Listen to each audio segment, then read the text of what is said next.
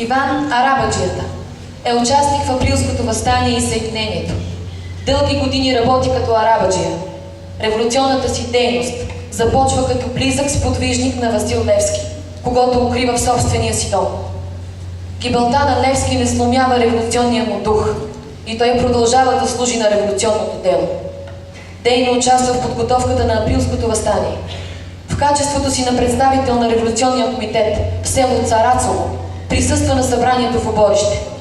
След избухването на въстанието повежда чета от село Царацово за участие във въстанието в Копривщица. Заловен е и в продължение на няколко месеца е подложен на нечовешки изтезания и след това освободен.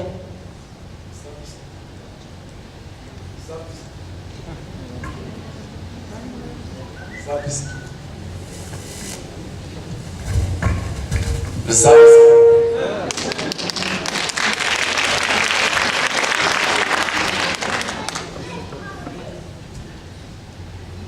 В записки по българските въстания Захари Стоянов пише: тук, в това село Царацово, живее бай Иван Атанасов, наречен Арабаджията, който е бил дясна ръка на Левски още от 1864 година, при когото са дохождали за съвети Димитър Общ, Ангел Кънчев, Стефан Стамболов, Бенковски, Волов и така нататък.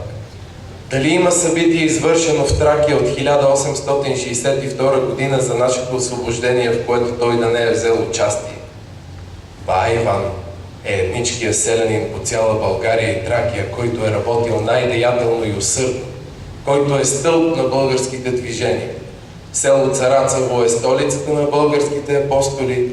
Бай Иван Арабаджията им е баща и съветник, а скромната му къща е тяхно прибежище.